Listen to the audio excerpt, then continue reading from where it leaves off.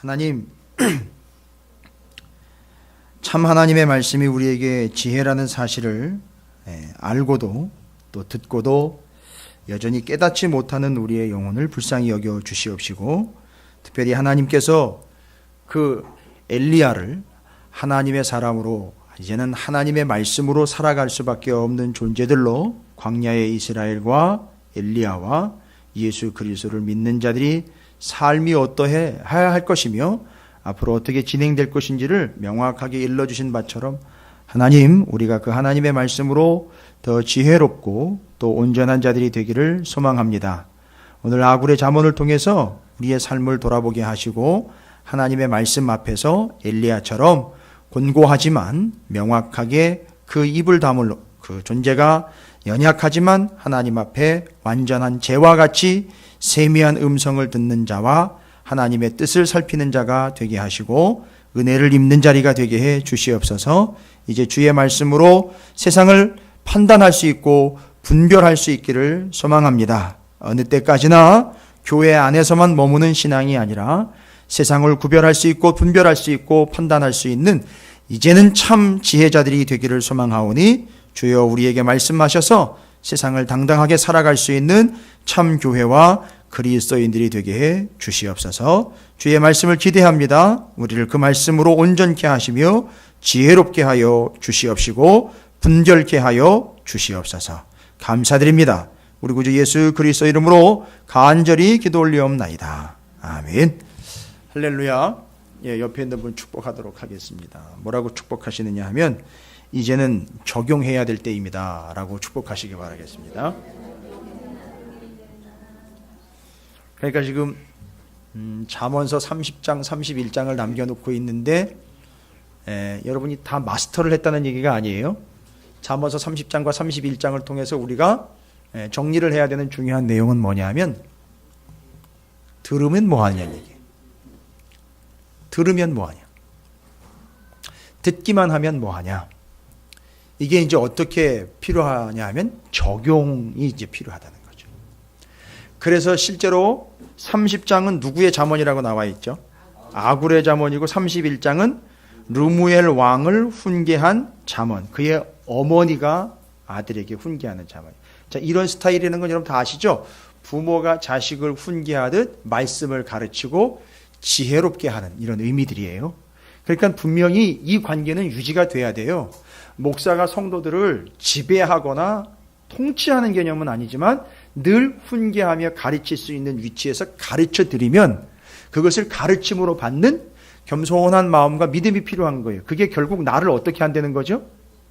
그렇죠. 지혜롭게 한다는 거죠. 부모의 훈계와 가르침은요, 자식으로서 들어야 돼요. 그러면 그게 곧 지혜로운 행동이에요. 무슨 얘기인지 아시겠습니까? 그러니까 이 시스템을 계속 이어왔는데, 30장과 31장에 와보니까 실제로 솔로몬 외에 다른 지혜로운 사람이 등장이 됐어요. 아니, 이게 이제 이 의미예요. 실제로 지금까지는 솔로몬의 이야기야, 솔로몬의 잠언, 솔로몬의 지혜에 대해서 계속 이야기를 했는데, 30장, 31장에 보면은 솔로몬 말고 다른 지혜로운 사람이 소개가 되고 있어요. 여러분, 이건 무엇을 이야기하는 걸까요?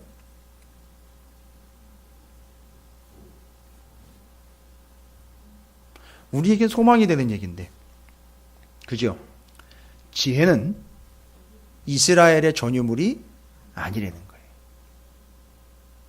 조금 더 확장하면 지혜는 교회의 전유물이 아니라는 거예요. 그러면 여러분, 아굴이라는 사람은 누굴까요? 근데 아굴에 대해서 설명을 하는데, 이 말씀은 야게의 아들 아굴의 잠언이니 그가 이디엘 곧 이디엘과 우갈에게 이른 것이니라. 지금 이 지혜가 어떤 식으로 온 거냐 하면, 여러분 생각해 보십시오. 이 지혜, 아굴이라는 사람이 지혜로운 사람이라는 얘기죠. 그리고 그 아굴이라는 사람은 그 잠언을 어떻게 했어요? 이디엘 곧 이디엘과 우갈에게 그걸 또 일러줬어요. 전해줬어요. 여러분, 그러니까 이 지혜라는 것은 어느 한 사람의 전유물이 아니라 전해줄 수 있고, 지혜는 또 물려줄 수 있고, 그렇죠. 함께 나눌 수 있어요. 그러면 아굴이라는 사람이 누구냐 하면 몰라요. 더군다나 지금 야게라는 사람도 그의 아들로 소개가 되고 있는데 아굴이 야게, 아굴 다 몰라요.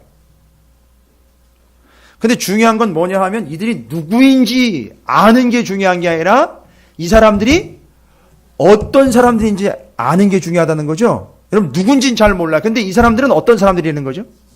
그렇지요. 근데 우리는 지금까지 누가 지혜로운 거에 대명사로 알아왔는데 그러니까 이 사람들은 추정컨대 어떤 사람들이냐 하면 여러분 그 솔로몬이 어떻게 해서 지혜롭게 됐는지 아시죠? 하나님의 말씀을 듣는 마음이 있었던 거죠. 그러니까 이 아굴과 여기 소개되고 있는 처음 듣는 이 사람들이 역시나 지혜로운 사람으로 소개가 되고 있는 것. 그럼 이 사람들은 어떻게 지혜롭게 된 겁니까? 하나님의 말씀을 들었는데 솔로몬과 함께 들은 사람들이에요. 그러니까 솔로몬 주변에 있었던 사람인 거예요. 그리고 솔로몬이 하나님의 말씀을 받을 때에 듣는 마음으로 받을 때에 함께 받은 사람들이에요.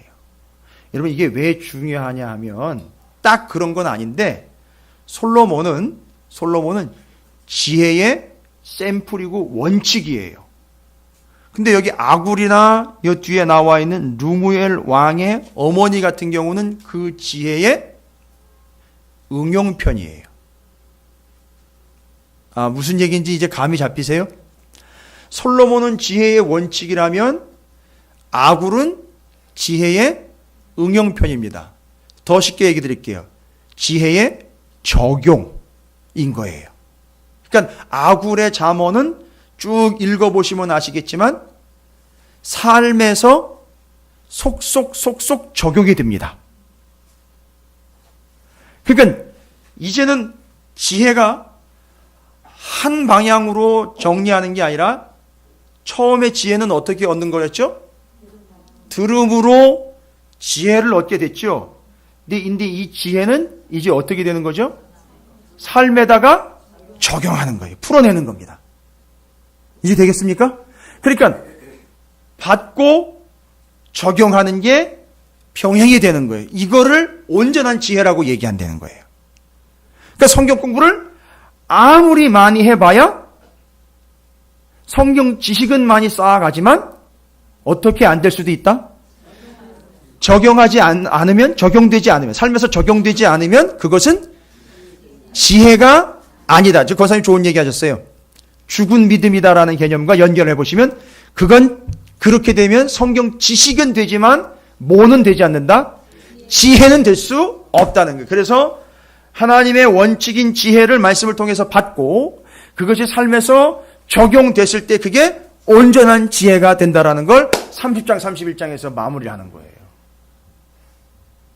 그러니까 교회에서는 성경 공부도 중요하지만 어떻게 되는 거죠? 그게 성도들이 삶에서 그것을 살아내는 것이 바로 참된 지혜다.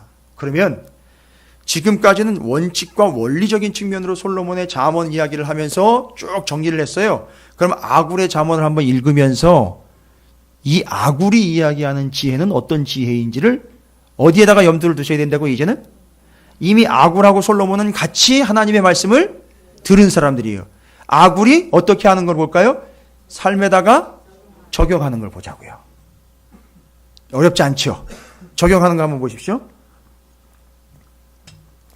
그러면 이거를 써먹는 개념이 아니라 실제로 이제 자기한테 먼저 말씀을 적용해요.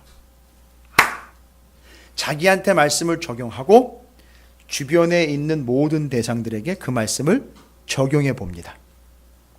이렇게 펼쳐져 가는 거예요, 말씀이. 그래서 아굴이 진짜 지혜로운 사람이라는 것이 확인이 돼요. 자, 그럼 오늘 본문에서 이 적용된 지혜, 자기한테 적용된 지혜의 말을 한번 볼까요? 1절부터 4절까지 보세요. 지금까지의 톤과는 달라요. 뭐라고 나오는지 한번 보십시오. 저는 여기서 은혜를 많이 받았어요. 처음부터 은혜를 많이 받아요. 여기 처음에 이 부분에서 진짜 무릎을 팍 치면서 야, 이거 진짜 지혜다. 이게 진짜 지혜다. 뭘까요? 여러분 제가 시간 드릴게요. 1절부터 4절까지 여러분 다시 한번 읽어보시고 진짜 지혜가 뭔지 여러분이 대답을 한번 해보세요.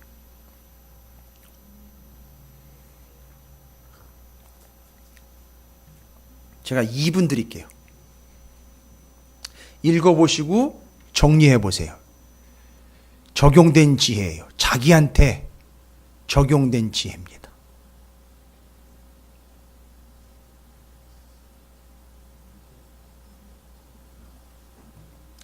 그럼 들어보세요.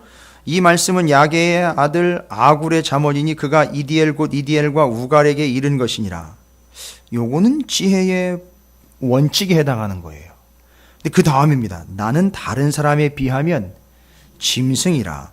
내게는 사람의 총명이 있지 아니하니라. 나는 지혜를 배우지 못하였고 또 거룩하신 자를 아는 지식이 없거니와 하늘에 올라갔다가 내려온 자가 누구인지 바람을 그 장중에 모은 자가 누구인지 물을 옷에 싼 자가 누구인지 땅의 모든 끝을 정한 자가 누구인지 그의 이름이 무엇인지 그의 아들의 이름이 무엇인지 너는 아니? 나는 잘 모르겠다. 이게 지금까지 성경 공부를 얼마나 많이 했는데 이제 와가지고 모른다 그러면 어떡해? 여러분 이 개념이 아닌 거죠. 여러분 정말 몰라서 물어보는 게 아니고 이 사람이 깨달은 건 뭐예요? 진짜 지혜로운 사람이에요. 내가 제대로 다 알지 못하는 존재로구나. 와, 제가 잠언서 31장까지 중에 가장 완벽한 지혜에 대한 정의다라고 내려왔어요. 진짜 지혜로운 사람은 누군지 아시죠? 말씀은 이렇고 저렇고 이건 이렇고 저렇고 오늘도 우리가 귀한 말씀을 오전 예배 2부 예배 때 너무너무 중요한 말씀으로 역할은 누구의 역할? 모세의 역할이요. 증표는 예수의 증표가 되어서 예수를 드러내는 삶을 사는 게 우리의 본분이요. 엘리야의 본분이 바로 그거 원칙이었다라는 거. 아무리 그걸 알면 뭐합니까? 이게 적용이 안 되면 살아있는 지혜가 아니라는 얘기인 건데 이 사람이요. 이 아굴이라는 사람이 터득한 거는요. 야, 내가 아무리 공부를 하고 안다고 그래도 나는 정말 모르는 게 너무 많구나. 그리고 나는 아무것도 아는 게 없구나. 할렐루야. 이게 하나님 앞에 선 사람이에요. 그러나 하나님은 말씀하시죠. 왜 모르겠어요? 말씀해 주시면 알죠. 이 이야기는 뭘까요? 하나님이 뭐 하시지 않으면, 알려주시지 않으면 모른다라는 얘기. 여러분 그걸 신학적으로 얘기를 드릴까요? 우리 인간은 스스로 하나님을 알아낼 수가 없어요. 이건 신학적인 겁니다. 그러니까 설교 말씀 몇 편 듣고 성경 몇 구절 안다고 여러분 함부로 이러니 저러니 적용하거나 판단하지 마세요. 정말 어리석은 행동입니다. 저도 제일 두려운 게 뭐냐 하면 언젠가 제가 말씀드렸잖아요. 하나님한테 그 얘기 떨어지면서 전 죽는 거예요. 내가 언제 그랬냐? 이러면 끝나는 거예요. 그래서 말씀을 전하는 걸 허투루 전할 수 없고 여러분이 원하는 방향으로 전할 수 없고요. 사람들이 듣고 싶은 대로 전할 수가 없는 거예요. 그러니까 말씀을 여러분에게 전해드리고 예배 시간에 나눌 수 있는 이유는 뭘까요? 제가 성경을 많이 알아서가 아니라 일주일 내내 이 말씀 가지고 씨름하면 거기서 이제 제가 하나님의 오늘 엘리야처럼 어떻게 되는 거죠? 세미한 음성을 듣게 되어서 입은 막히고 존재는 완전히 갈려가지고선 밀가루에 물이 들어와가지고 반죽이 쫙쫙 되면 이제 그제서 덩어리가 되는 것처럼 제가 그런 존재가 돼가지고 하나님이 뭐 하시지 않으면은요, 알려주시지 않으면 저는 알 수가 없고 알려주시지 않으면 전할 수도 없다는 거예요. 여러분 이게 진짜 지혜입니다. 그래서 성경을 많이 알고 많이 듣고 배우고 익히면 익힐수록 무슨 얘기가 많이 나오는지 아세요? 저는 아직도 성경을 모릅니다. 예전에 제가 한 예를 들었어요. 어떤 목사님이 아니 조병호 목사님 얘기를 제가 드릴게요. 그분의 딸이요, 영국에서 로우 스쿨을 수석으로 졸업한, 그래가지고 국제 변호사 돼 있어요. 전공이 뭐냐? 조병호 박사님한테 허락을 안 받았는데 이거 가정사를 옮기는 건, 그분이 여러 사람한테 얘기했으니까. 그 큰딸이 국제 변호사인데 가장 영국에서 유수한 그 로펌에 들어갔어요. 그리고 로스쿨에서 수석을 했어요. 근데 그 여학생이 전공한 게 뭐냐 하면 EU법이에요. EU. 유럽연합법. 그래요. 저도 잘 모르고 우리 서로 잘 몰라요. 그죠? 그런데 유럽연합법이요. 유럽연합엔 여러 나라가 있잖아요. 나라와 나라를 상대로 하는 법이기 때문에 엄청 복잡하대요. 정말 복잡하대요. 그런데 그 친구가 대학교 가서, 유학 가서, 아니 고등학교 시절부터 들은 바는 아침에 일어나서 시험 시간에도요, 시험 보는 날에도 아침에 일어나가지고 꼭 1시간씩 반드시 성경을 보고 공부를 한대요. 지금까지 그렇게 했대요. 근데 그 유럽연합법을 수석으로 패스를 한 거예요. 근데 그 친구가 아버지가 통독 전문 강사니까, 통박사니까, 1년에 아빠 제가 그럼 성경 한번 제대로 읽어보겠어요. 그런 식으로 읽었다는 거예요. 그래가지고 1년에 10번을 읽고 영국에서 유학을 할 때 아빠한테 전화를 했대요. 드디어 10번을 읽었습니다. 그리고 그 뒤에 말, 아빠 10번을 읽었는데도 무슨 소리인지 모르겠어요 하고 대답할 때 그 아빠가 역시 박사님이에요.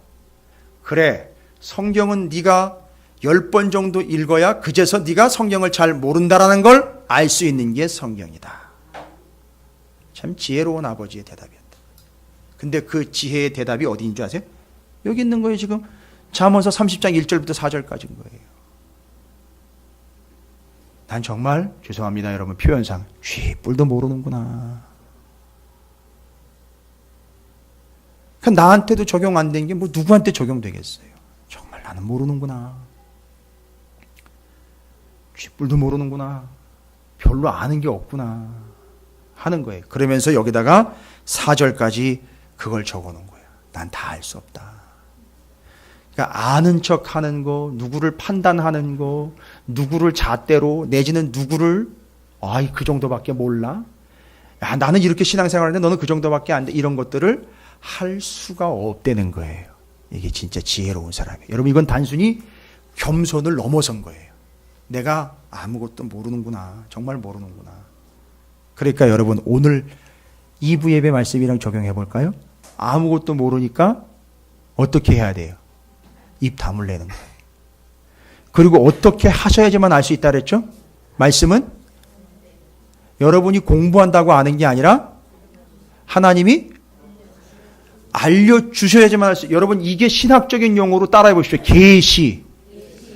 그래서 하나님 당신을 하나님이 알려주실 때에만 알 수 있는 거예요. 그러니까 그걸 아는 사람들은 겸손하게 해요. 성경을 붙잡고 연구하고 후벼파는 게 아니라 성경 붙잡고 벌벌벌 떨면서 뭐 하는 줄 아세요? 예? 알려달라고 하나님 앞에 구걸하는 거예요. 하나님, 제발 하나님을 저에게 알려주십시오라고 성경을 붙잡고 공부를 하는 게 아니라 성경을 붙잡고 기도를 한다는 거예요. 그래서 말씀과 기도는 같이 가는 거예요. 그래서 하나님이 알려주시지 않으면 알 수가 없다. 이 지혜로운 사람 아굴이 이미 지혜의 반열에 섰는데도 불구하고 자기는 여전히 모른다. 여러분, 그냥 입에 발린 소리가 아니라 실질적으로 우리는 그 하나님이 알려주시지 않으면 모릅니다. 지금도 우리는 잘 모릅니다. 그래서 하나님은 우리를 오전 말씀이랑 또 정리할게요. 달리다 쿰 일어나 먹어라. 그래서 하나님이 생명의 양식을 어떻게 해주시는 거죠? 먹여주시지 않으면 먹을 수 없고, 그렇게 하시지 않으면 알 수 없고, 그렇게 해주셔야 우리는 지혜로운 자가 된다는 겁니다. 이게 첫 번째예요. 여러분, 여기서 저는 녹았어요. 여기서. 그래서 그냥 고개를 떨궜습니다. 정말 죄송합니다. 여러분 폄하하거나 여러분 욕하는 게 아닙니다. 이건 모든 교회에 다 해당되는 거예요. 특히 우리 교회는 우리 교회니까. 오해 없이 들으세요. 우리 찾으시는 교회 햇수로 3년 동안 참 많은 성경들을 함께 나눴죠. 죄송합니다. 아직 잘 몰라요. 요걸 아는 게 지혜예요. 그죠? 그만큼 해봤더니 뭐가 드러났다? 모르는 게 드러났어요. 아니, 그만큼 했을 때 모른다라는 사실을 알아냈는데, 죄송합니다. 남의 교회에 탓하는 게 아니라 쥐꼬리만큼 해놓고 말씀이 어떻고 뭐가 어떻고 이렇게 솔직히 말하면 이거 불어대는 사람들 얘기 들어보면 정말 가관입니다. 정말 가관이에요. 여러분 조심하십시오. 우리 같이 지혜로워지자고요. 이제 우리가 개척한 지 2년이 지나 3년째로 가고 있는 이 시점에서 이 성경 읽기 좋은 이 가을에 한번 고백해 봤으면 좋겠어요. 그 3년이라는 세월 동안 참 많은 말씀들의 은혜도 많이 받았고 몰랐던 것도 다 알게 됐는데, 여전히 우리 교회와 저는 하나님의 말씀을 모르고 있네요 라고 고백하고 좀 넘어갔으면 좋겠습니다. 그게 우리의 현 위치니까요. 그러니까 그렇게 해야 이제서 우리가 모른다라는 걸 알게 되는 거예요. 할렐루야. 너무 감사해요. 너무 감사해요. 요즘에 제가 감사한 게 뭐가 있느냐 하면, 일부 예배 때 우리 아이들하고 같이 예배를 드리잖아요. 우리 아이들이 말씀을 적용을 해요. 기가 막히게. 제가 한 친구 얘기를 드릴게요. 지난주에 서원이라는 것을 나눴어요. 서원. 서원은 뭐냐 하면, 무엇을 하나님 내가 이렇게 할 테니까 이렇게 해주세요는 서원 아니에요. 여러분, 그건 절간이지 서원 아닙니다. 뭔 얘기인지 아시겠어요? 그건 무당 굿하는 거지 그거 아니에요. 여러분, 보통 무당들이 작두 타는 무당들이 작두에 올라가면 얼마씩 받는 줄 아세요? 예? 여러분, 작두 무당이에요. 작두 무당. 목사님, 교회에서 뭐 무당 얘기를 해요? 아니, 엔돌에 무당도 기록되어 있는 판인데요. 뭐 무슨 얘기냐 하면, 그 작두 타는 무당은 그들 업계에서는요 상당히 잘 나가는 사람이에요. 거의 경지에 이른 사람인데, 작두 한 번 타면 여러분 3천만 원 받습니다. 아우 아까워. 뭐 이런 거예요? 아니잖아요. 야, 저는 아무리 칼이 막 나가도 제 입에서 저는 믿음이 있거든요. 하나님 말씀은 좌우의 날선 검이잖아요. 아무리 검이 나가도 3천만 원은 그냥 뭐. 근데 그게 아니잖아요. 그죠? 그런데 이 친구들이 말씀을 정해, 그 서원이라는 게 이제 뭐냐 하면, 하나님이 내게 주신 은혜가 너무 커서 이제 제가 너무 은혜가 크니까 다 갚을 수는 없으나 제가 삶에서 이러이러한 삶을 살겠습니다. 이렇게 결단하는 게, 이게 결심하고 약속하는 게 서원이에요. 서원은 하지 않는다고 죄가 되는 건 아니에요. 근데 문제는 서원을 하면 반드시 지켜야 한다는 게, 그게 어려운 점이에요. 그래서 그걸 어떻게 지켜야 되냐면, 서원을 하면 반드시 지켜야 되고 즉시 지켜야 되는 게 레위기에 나와 있어요. 그러나 자기가 어떻게 할 테니까 어떻게 해달라는 건, 그건 기복신앙인 거죠. 그건 서원 아닙니다. 그건 거래지요. 그건 밀당이죠. 그건 서원이 아니에요. 하나님 그거 서원으로 받지 않아요. 그러니까 아무리 여러분이 서원을 많이 했다 그래도 내심 내가 요렇게 해서 요렇게 한다 그러면 하나님이 이렇게 해 주시겠거니라는 계산을 가지고 한 건 이미 하나님의 서원으로 받지 않으니까 걱정하지 마세요. 혹시 옛날에 선교사로 나갈 분들 일어나세요. 뭐 할 분들 결심하십시오. 결단하십시오. 여러분 그것도 서원이에요.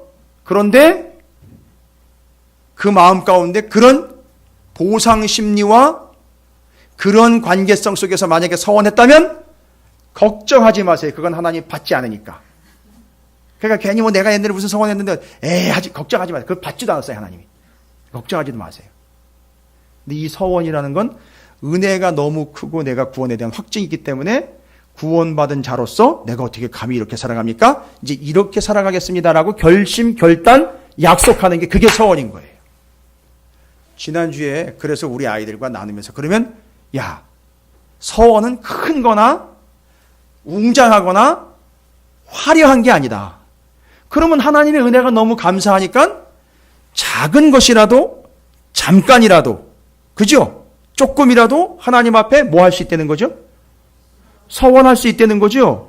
그래서 제가 중등부 한 친구에게 강제는 아니고요. 유도를 했지요. 말씀을 너무 열심히 잘 듣길래 그러면 야 네가 그러면 너 입장에서 서원할 수 있는 게 뭐 있을까? 이렇게 얘기를 했어요. 그때문에 이 친구가 대답을 딱 하는데 저 서원하겠습니다 하면서 서원을 한 게 뭐냐 하면 예배 시간에 늦지 않고 정확하게 시간 지키겠습니다를 지난주에 서원을 했어요. 근데 이번 주에 예배가 시작되기 전에 도착했어요. 여러분 그것 때문에 하나님이 어휴 이 새끼 너무너무 감격이다 해가지고 너 그러면 지금부터 그 150으로 올려줄게. 이런 거 아니잖아요. 그죠? 이미 예배에 대한 소중함과 가치를 알고 거기에 반응하는 거예요. 그래서 자기가 그 소중한 예배에 늦지 않겠다라는 걸 서원한 거예요. 그리고 오늘 지켰어요. 그러면 한 번 지키고 끝날까요? 아니요. 이제 그 인생은 앞으로 그런 식이 될 거라는 거예요. 이렇게 말씀에 반응이 오더라고요. 너무너무 감사해요. 여러분 우리 교회 소망이 있습니다. 어른들 분발하셔야 돼요. 예, 그죠?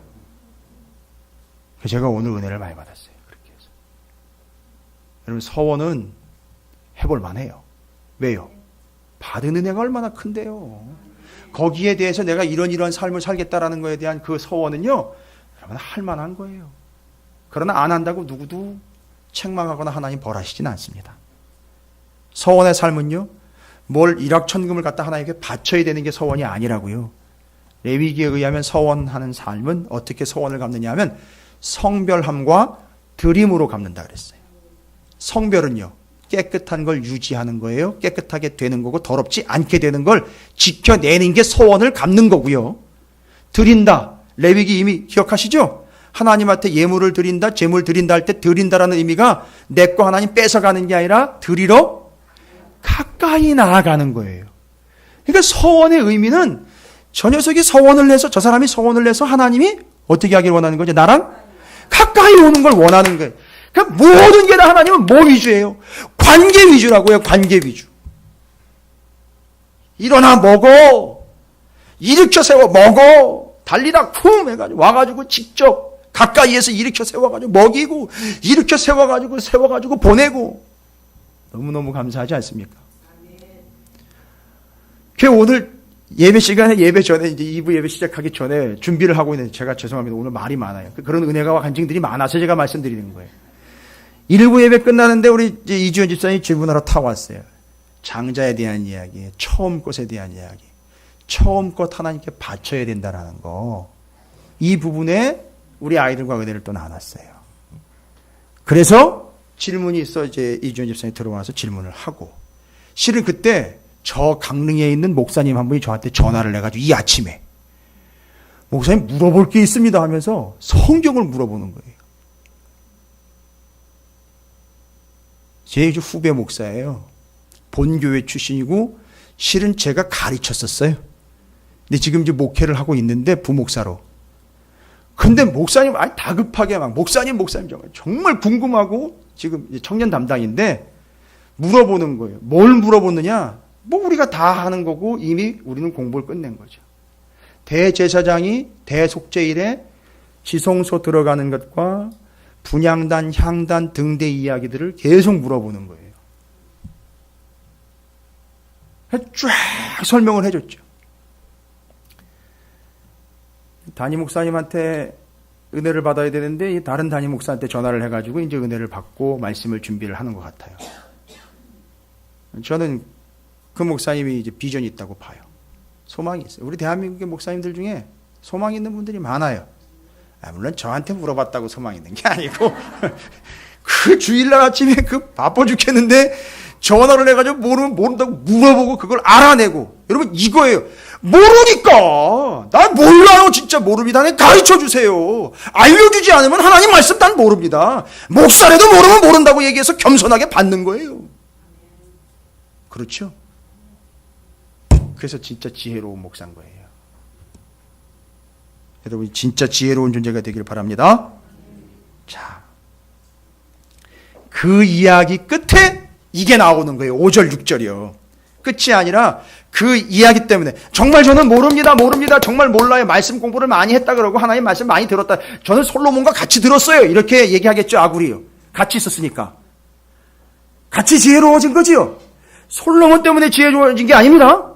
하나님의 말씀을 아굴도 듣는 마음이 있었던 거예요. 솔로몬을 딱 보니까 그렇게 하더라는 거죠. 자기도 들은 거죠. 그러니까 중요한 게 뭐냐? 5절 6절 보세요. 다시 이게 또 본질로 나온 거예요. 뭐죠?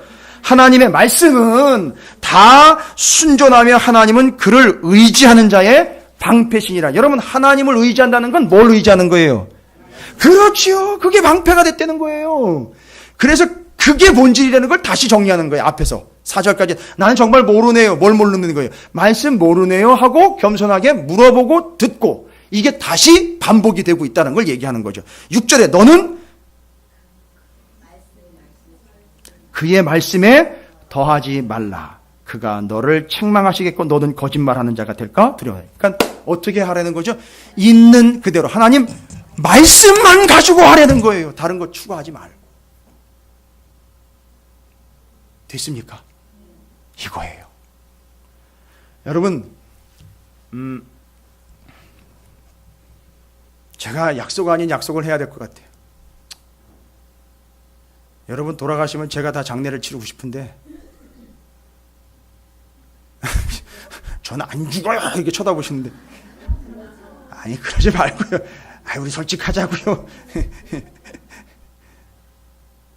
여러분 우리 같이 부름 받을 때까지 다른 거 하지 말고 다른 거 관심 갖지 말고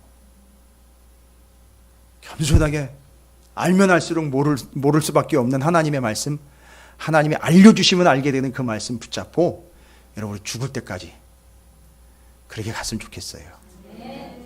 제가 우리 찾으시는 교회 원로 목사가 될 수 있을지 모르겠습니다. 마음은 간절히 사모하는 바입니다. 여러분 그렇게 말씀을 붙잡고 가시면 좋을 것 같습니다. 장례 예약하십시오 저한테. 예.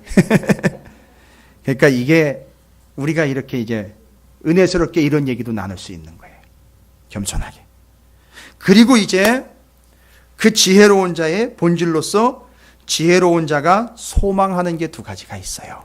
7절부터 9절까지 보세요. 이제는 적용하는 겁니다. 쭉쭉 이제 어렵지 않아요. 이제 쭉 적용하면서 가는 거예요. 삶에다가. 이 아굴이요.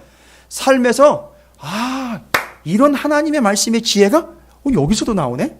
이런 데도 있네? 이러면서 그걸 싹 마치 밤 떨어지고 도토리 떨어져 있으면 그걸 막 주워 담는 것처럼 이렇게 막 주워 담는 거예요. 여러분 도토리 줍는 거 봤어요? 밤 줍는 거 보셨어요?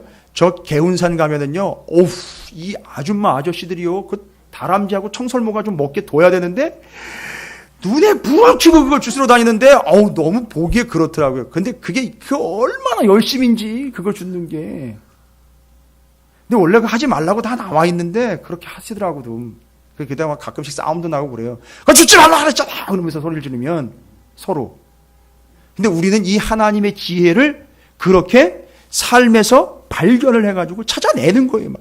여기도 지혜가 있네. 어우, 저것도 지혜가. 그게 지혜롭다는 게 아니라 거기에 하나님의 말씀이 이렇게 드러나는구나. 이렇게 말씀대로 되는구나. 이런 걸 막 찾아내는 거예요. 그게 적용인 거예요, 여러분. 그게 여러분 얼마나 신날까요? 말씀대로 막 되는 걸 봐요. 삶이 막 말씀대로 되고, 야, 저건 말씀에 나와 있는 현상인데, 이런 거요. 뭔 얘기인지 아시겠어요? 그러니까 여러분이 직장에서건, 가정에서건, 무슨 얘기 하다 보면은요, 말씀 얘기 하다 보면 거기서, 맞아라고 다 적용이 된다고요. 그거 주워 담는 거예요, 여러분. 그래서 우리의 삶의 나눔은 요즘에 주식의 근황이 아니라, 최순실 씨가 아니라, 빅 이슈도만요. 그런 사람들 얘기가 아니라 말씀. 커피 마시면서도 말씀. 밥 먹으면서도 말씀. 그럼 그게 삶에 다 적용이 된다니까요. 그럼 막 기가 막혀요. 그럼 막 커피 맛이 더 좋고 밥 맛이 더 좋아요. 단점이 있어요. 말씀을 나누면서 식사를 하면 밥을 많이 먹어요. 살 조절은 여러분이 알아서 하셔야 돼요. 이런 겁니다. 이게 행복인 거예요.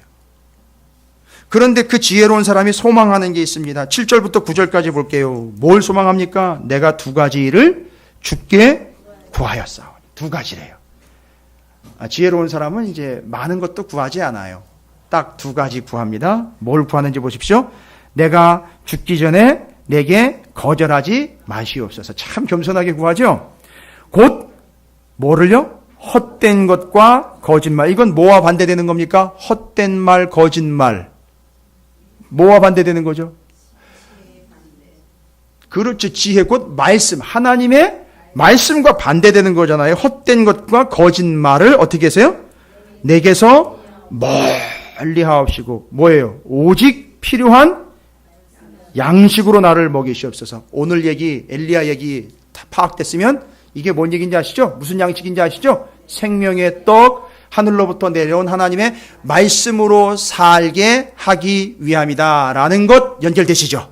그러니까 이 사람이 원하는 건 뭐예요? 뭐 멀리하고요? 헛된 것과 거짓만 멀리하고 뭘로만? 하나님의 말씀을 양식 삼게 해달라는 거예요. 할렐루야. 기가 막히죠. 그리고 또 뭐지요? 필요한 양식으로 나를 먹이시옵소서. 그런데 지금 그 양식이 영적인 양식도 있고 어떤 양식도 있어요. 삶의 양식도 있죠. 그런데 그 삶의 양식 때문에 많은 사람들이 어떻게 되죠? 시험에 들거나 교만해져요. 왜요?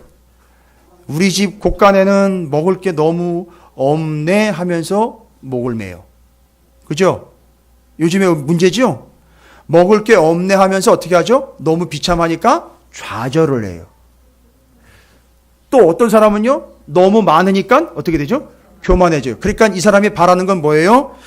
헛된 것과 거짓말 멀리하고 오직 말씀만 생명의 양식으로 얻게 해주시고 실제로 삶에서도 너무 부하거나 너무 빈해서 낭망하거나 교만하지 않도록 해달라는 이 두 가지 소망이 있는 거예요.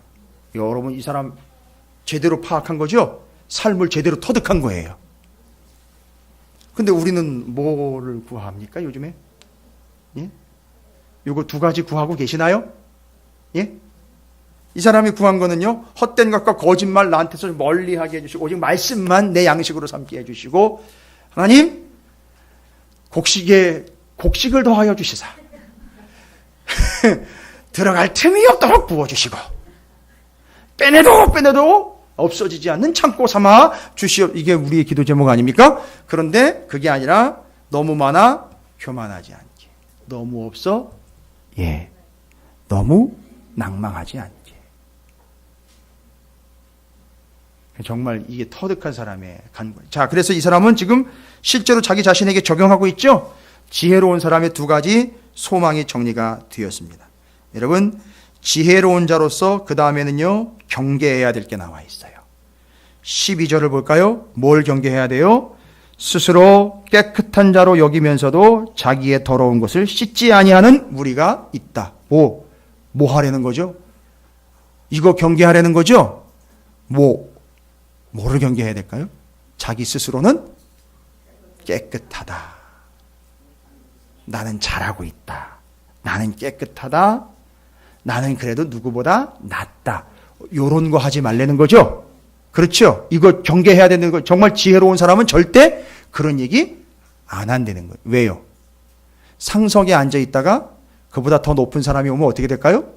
쫓겨나잖아요. 이런 인생의 지혜들이 이제 이 사람은 터득이 된 거죠. 그래서 자기 스스로 깨끗한 척 하지 않고 바로 나는 더러운 존재로 씻김받아야 된다라는 것을 알고 있는 거죠. 그래서 스스로 깨끗한 척 하지 않아야 된다. 그래서 그거 경계하는 거죠.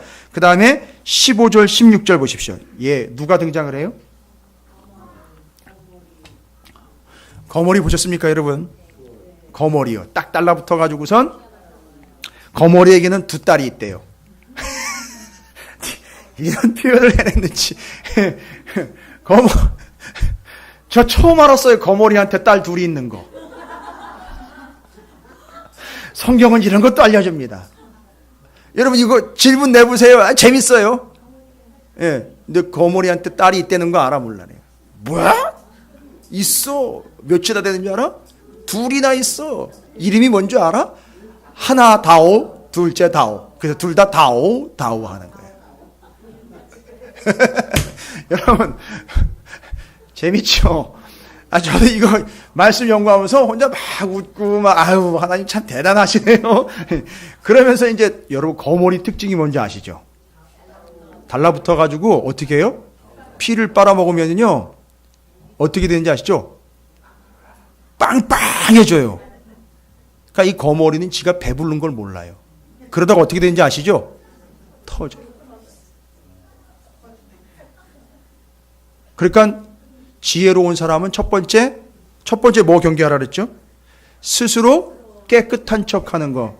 예, 이미 나는 구원 받았으니까 나는 걱정 없어. 이런 교만 이거 버려야 된다는 거죠. 아니 구원의 확신은 있어야 돼요.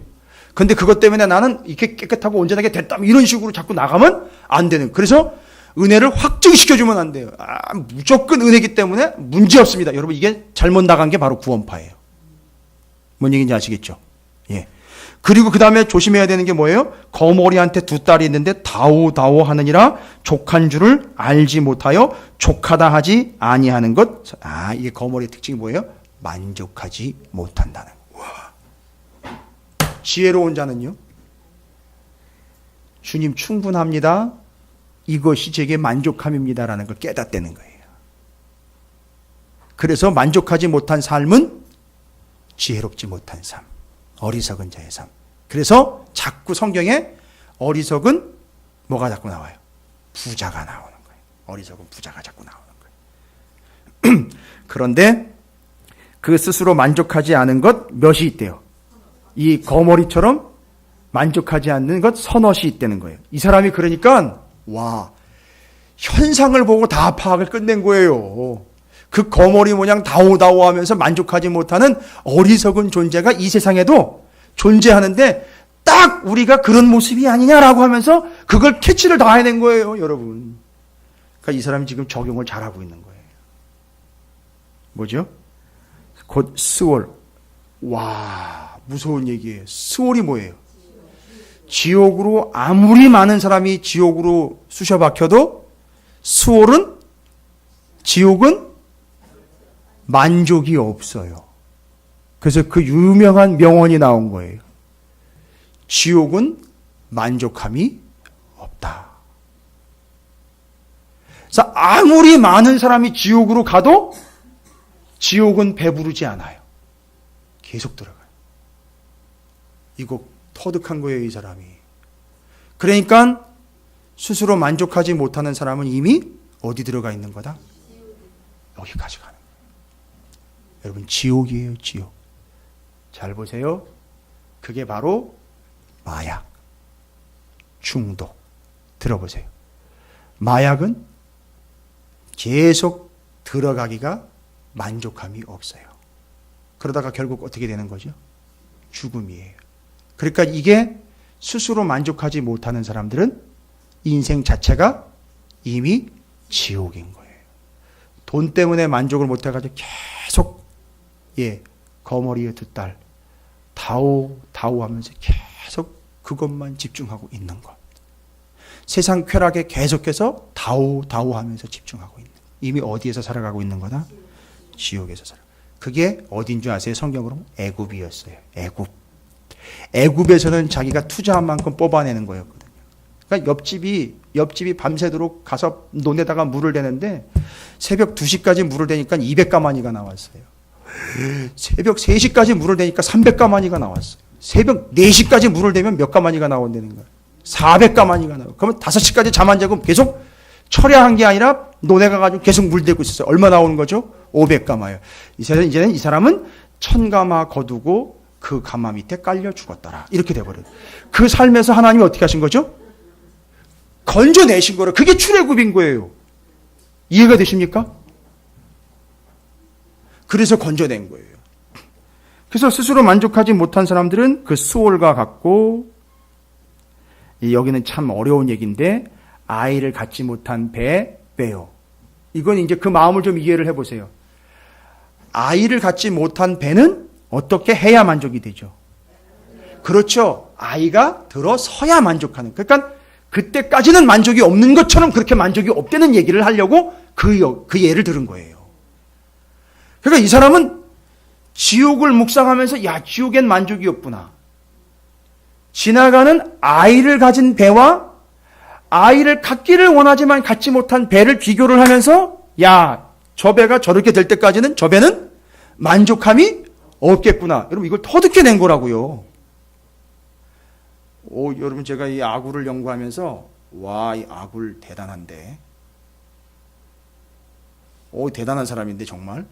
삶에서 지금 다 하나님으로부터 들은 말씀들을 적용해가지고 다 파악해가지고 정리를 지금 하고 있다는 얘기예요. 그러니까 뭐가 중요한 거죠? 스스로 하나님이 주신 것에 만족하며 감사하는 삶. 이게 얼마나 중요한 건지를 이야기해 주고 있는 거죠.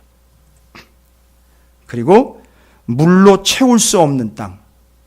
여러분 우리나라 말로 바꾸기 밑 빠진 독. 거기다가 뭐 하는 거죠? 물 붓기예요. 그건 채울 수가 없죠.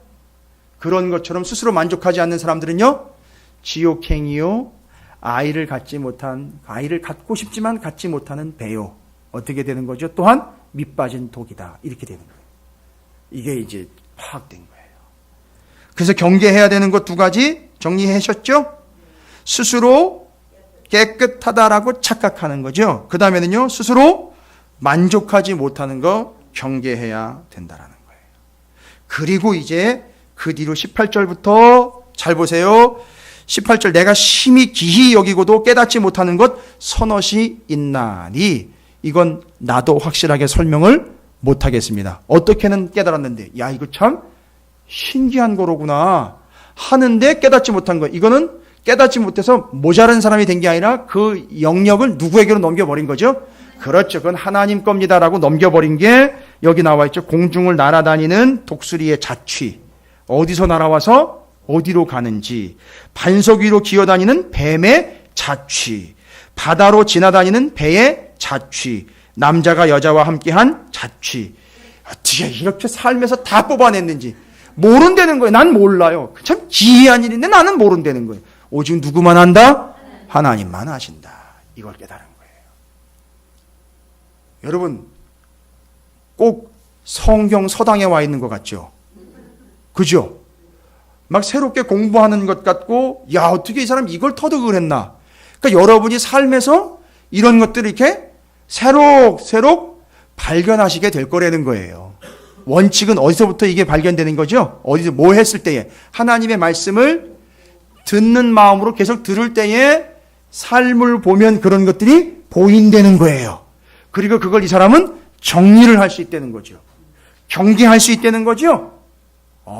그리고 추구하는 게 뭔지 간구하는 게 뭔지를 정리를 한다는 거죠. 그래서 여러분 잠언서 30장은 여러분이 너무 신학적으로 논쟁하실 필요는 없어요. 이 아굴이 발견해낸 하나님의 참 지혜가 생활에서 어떻게 막 드러나는지만 여러분이 야, 기가 막히다 이렇게 같이 고개 끄덕거리시면서 맞장구 쳐주시면 돼요. 그럼 우리가 같이 말씀을 듣는 거니까.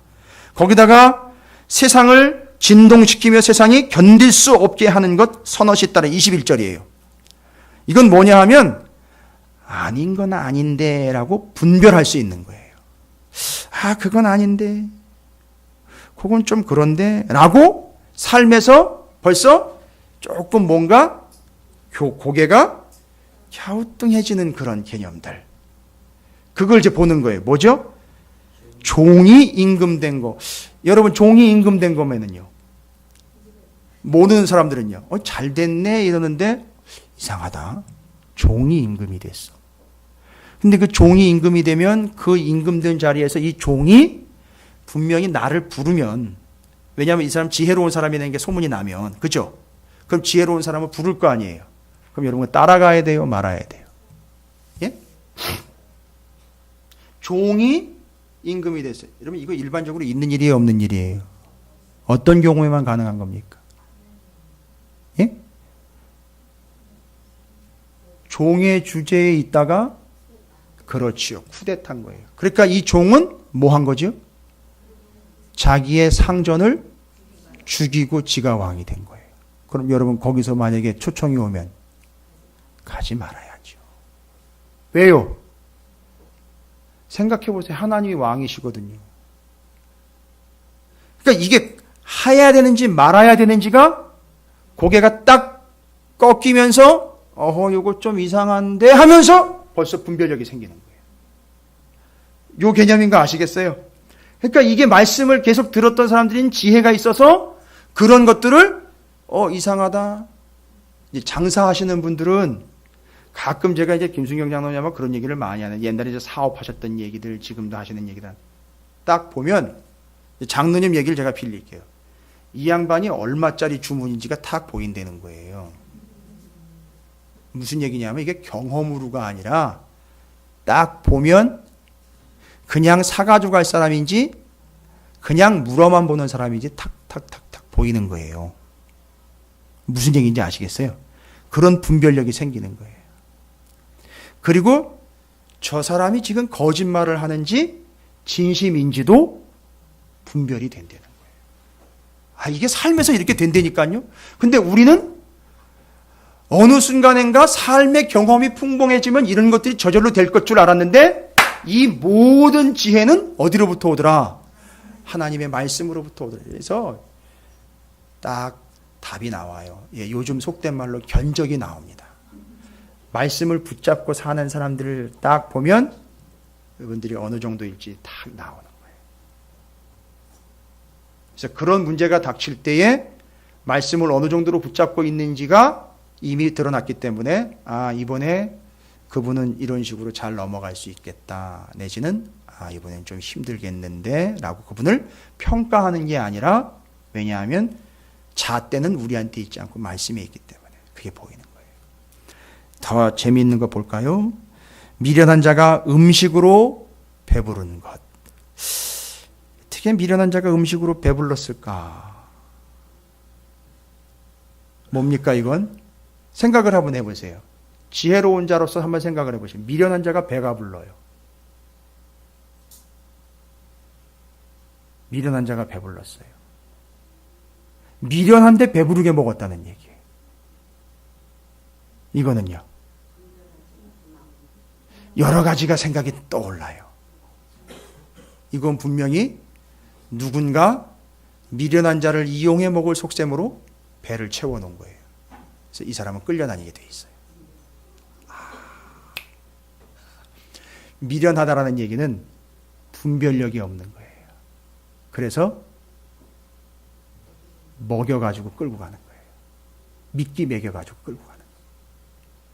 여러분, 이런 예들이 우리 안에 많죠?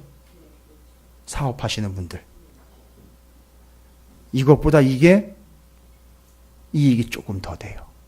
그런데 그게 끌려가는 거예요. 그러니까 더 많이 뭐예요? 먹인다 이거예요. 준다 이거야. 그러니까 거기에 넘어가게 하는 거예요. 그래서 넘어가면, 아니요, 이미 그 사람은 어떤 상태이기 때문에, 미련한 상태이기 때문에 적이 알아요. 상대방이 알고, 그래, 이번에 요 미련한 자는 100 더 얹어줘. 그래서 배불리 먹는 거예요. 여러분 제가 지금 없는 얘기 하는 거 아닌 거 아시죠? 근데 지금까지의 잠언의 이야기하는 달리 참 우리가 막 공감이 되고 막 우리 주변에서 막 일어나고 나한테도 있을 수 있는 일이고 어떤 분은 맞아 내가 그때 그거 당했는데 뭐 이런 식으로 또 지금 반응하는 분들도 계실 거예요. 이게 이제 삶에 적용된 지혜예요. 근데 아굴은 정말 자기가 이제 굴에서 나와서 굴에서 나와서 이제는 삶에서 적용이 되는 거예요. 이런 게 지혜로워. 이게 말씀이구나. 이런 게 말씀이 여기서 드러나는 거 있구나. 이걸 다 알아먹고 있는 거예요. 아굴이요.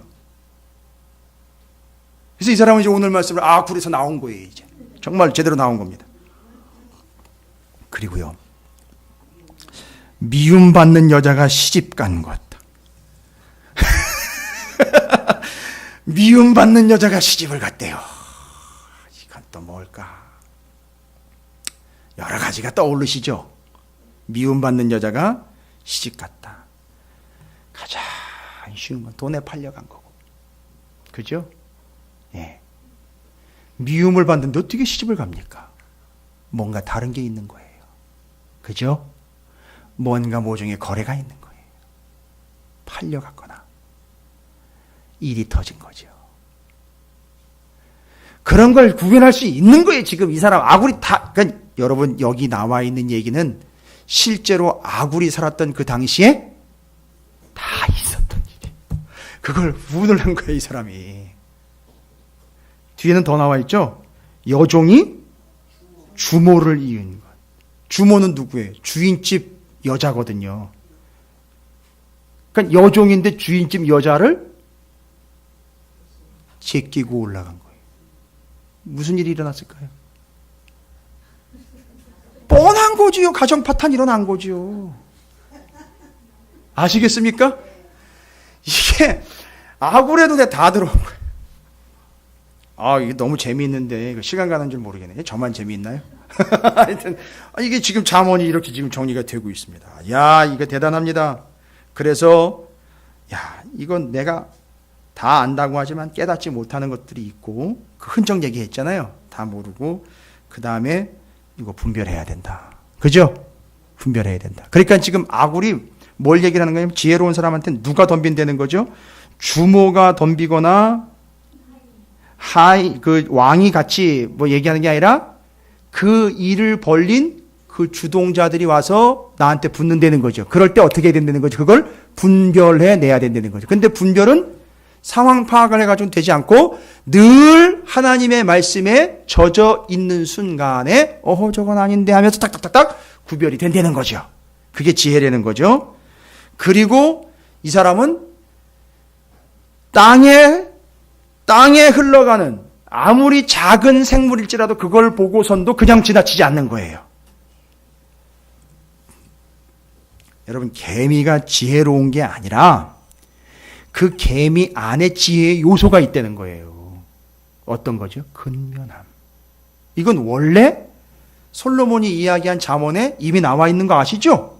어리석은 자가 게으른 자 이런 얘기들 이미 다 나와 있는데 아니 그 얘기를 다 들었는데 그걸 가장 잘 효과적으로 적용하고 있는 심지어는 사람 아닌 개미도 있더라고요. 가장 작은 걸로요. 그래서 가장 작은 것들 가운데 하나님의 지혜가 드러난 미물들을 거기다가 얘기를 해놨어요. 24절 땅에 작고도 가장 지혜로운 것 넷이 있나니 곧 힘이 없는 종류되 먹을 것을 여름에 준비하는 개미. 딱 보고 맞다. 성실하게 그때 마지막 때를 준비해야 되는구나. 이걸 딱 깨닫는 거 아닙니까? 그러니까 이 사람은 나가서도 지혜를 까먹지 않도록 다 거기서 배우는 거예요. 또 약한 종류의 집을 바위 사이에 짓는 사반. 이건 뛰어다니는 짐승들 이야기하는 거고요. 그 다음에 임금이 없으되 다 떼를 지어 나가는 메뚜기. 이게 또 여기서 새로운 사실이 발견된대요. 메뚜기는 뭐가 없다? 임금이 없다. 그래서 이게 떼거지로 몰려다닌다. 메뚜기는. 그런데도 잘 다니더라는 거예요, 같이. 그러니까 그게 몰려다니면 뭘 본 거죠? 메뚜기가 한번 싹 지나가니까 완전 초토화되는 거 딱 보는 거잖아요. 그게 임금이 없어도 그런 일이 발생이 되는 거죠.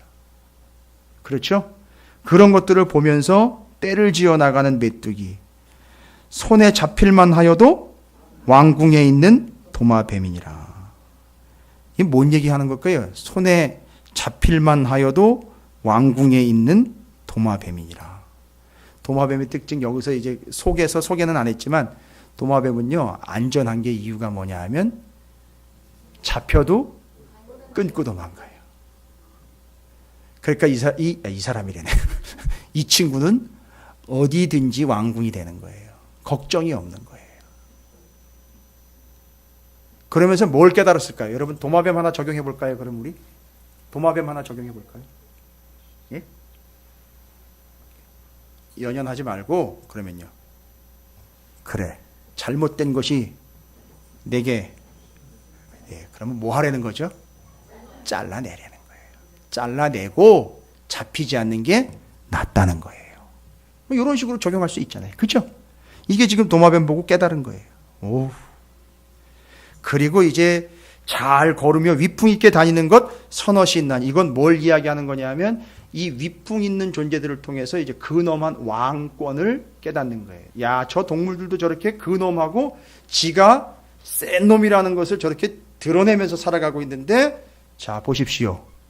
여기 지혜에 있는 사람이 근엄 있고 왕권에 대해서 이야기할 땐 누구를 얘기하는 거냐 하면 세상의 임금과 왕을 얘기하는 게 아니라 우리의 왕 대신 하나님과 왕권 대신 예수 그리스도에 대한 개념들을, 그런 걸 보면서도 야, 저런 짐승들도 저렇게 근엄이 있고 우두머리면 쫙 거느리고 다니는데 진짜 왕이신 하나님인데 내가 그 하나님을 진짜 왕으로 모시고 있나? 이런 깨달음이 있는 거예요. 이해가 되시죠? 어렵지 않죠? 그 다음에 32절과 33절을 이제 빨리 정리를 해야 되겠습니다. 여러분 보십시오. 만일 내가 미련하여 스스로 높은 채 하였거나 혹 악한 일을 도모하였거든 내 손으로 입을 막아라. 아까 도마뱀처럼 잘라라. 이런 것처럼 아닌 건 아니니까 아예 뭐 하라는 거죠? 말을 막으려는 거예요. 그냥 입을 막아버리려는 거죠. 아예 하지 말라는 얘기예요. 그렇죠? 그러니까 여러분 제가 가끔 말이 없어요. 이게 설교 강단에서 이렇게 말이 많아도 제가 이게 개인적으로 만나면 말이 없어요. 그죠? 제가 어려서부터 훈련이 된 거예요. 넌 아무래도 목사해야 되겠다 해서 하나님이 훈련을 시키셨어요. 난 차라리 말하지 마. 제가 말을 잘 못해서가 아니라 차라리 말하지 말고 삶에서는 그냥 입 다물고 있어라 라는 게 제가 어려서부터 나는 목사가 돼야 되는 거구나 라는 운명을 깨달은 이유예요. 근데 차라리 말을 하지 말라는 거죠. 그리고 그 뒤에 이어지는 게 더 기가 막힙니다. 대저 젖을 저으면 뭐예요? 엉긴 젖이 되고 코를 비틀면 피가 이거 뭐 만들면서 치즈 만들면서 뭔 얘기예요? 자, 이거는 좋은 거잖아요. 치즈 만드는. 근데 이게 치즈를 만들면서 이 사람이 왜 치즈가 생기는지 아시죠? 우유를 막 계속 휘저으니까 무슨 얘기? 우유끼리 막 부딪히니까 뭐가 생기는 거죠? 덩어리가 생기는 거예요. 그러니까 자꾸 사람들끼리 자꾸 부딪혀서 큰 소리가 나면 응어리가 져서 관계가 깨진다는 걸 이야기하는 거예요. 그걸 치즈를 만들면서 깨달은 거예요. 그러니까 여러분 부엌에서 음식 만들면서도 지혜를 터득할 수 있어요. 그러니까 이 지혜를 통해서 얘기하려고 하는 건 뭡니까? 내 삶에 주어진 삶의 자리에서 하나님의 모든 지혜를 말씀을 통해서 터득할 수 있다는 거예요.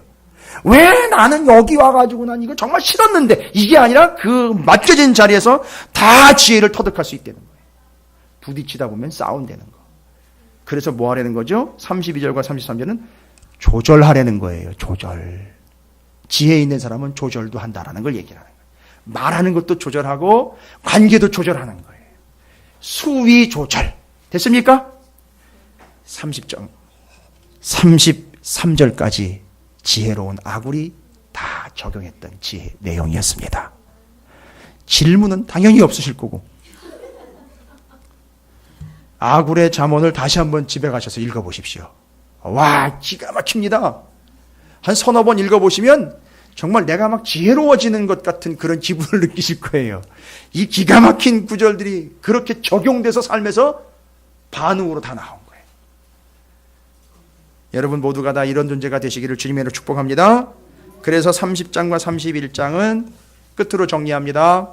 이제 지혜는요, 명목상의 지혜가 아니라 여러분 지혜를 통해서 경계할 건 경계하고 제한할 건 제한하는 실질적인 힘이 지혜가 돼요.